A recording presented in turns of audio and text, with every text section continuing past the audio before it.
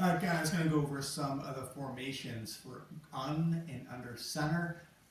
They call them the same formations year to year, just easier for the kids to get concepts. And if we ever have to have kids switch teams for whatever reason, there's a bunch of kids sick on one team and you gotta switch. It's just we have the same terminology, it just flows easier. So we're just going to go over gun over here, our major, our base formations, we call river and lake.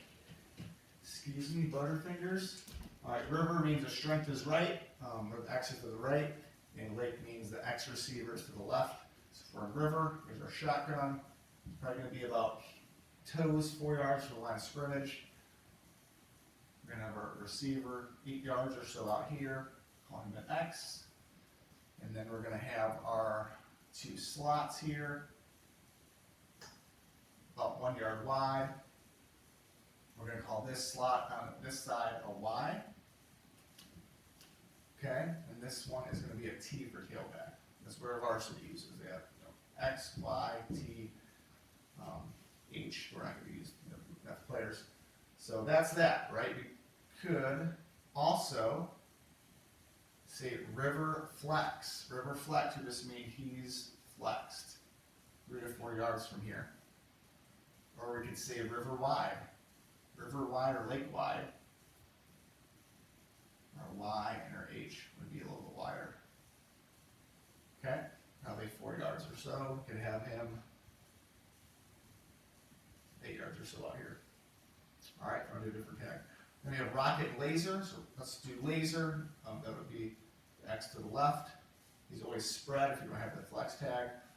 Laser would mean that our Y, right, is lined up on that X side. And our T, or tailback, is going to line up as a sidecar instead of the slot. That is like more of a running back position. Okay, on the weak side. Then we have ram and lion. We'll go ram. Let's go ram flex. There's our X. All right, so our Y would be on the same side, our side. And then our T would be on the strong side. It'd be a strong side sidecar running back. All right, he cannot be past the midline of that guard.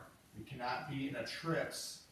If he's lined up outside of that guard, they would consider a trips would be a penalty. Okay? And under center. Again, under center is really good if you don't have a kid that can shotgun snap consistently. Also, if you need to hide a kid who can just snap and who's really a weak blocker, it means he's getting beat.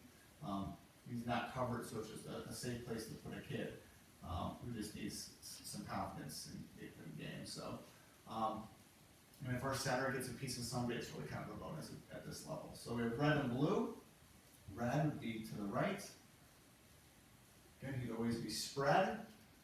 We could say flex again, or we could say tight. So if we said red tight, our X would be lined up as a tight end.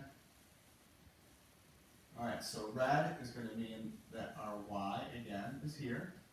And our T would be in the tailback position. You could cheat him up to a fullback to get some dives, just to kind of the play is tell, hey, move up to 3 yards. I would have him about 5 yards or so, depending on the kid and what play it is, behind the line of scrimmage. You can play with that kind of kid, and then you can kind of bump him up a certain place, like the fullback position. And there's also what I call tank. Tank would mean that he would line up in that trip position, right? We're strong, we're tank, we got extra guys over here. So red tank would mean that he just lines up there, which is beneficial for some plays. All right, and then we have green and gold. Green means the R and green means to the right, the L and gold means to the left.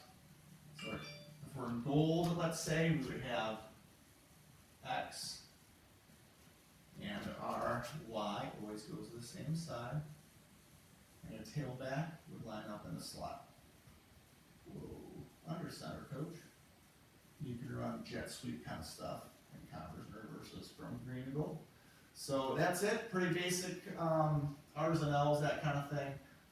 basic shotgun formations and, under center. If you have some different formations, put your names to it, totally fine, go for it. But, this gives us some level of consistency between a first and second grade flag, third and fourth grade padded flag, and fifth and sixth grade rookie tackle. And that way the kids don't have to learn new formations every year for the base stuff. All right, and it's kind of integrated with what our high schools do and how they label players.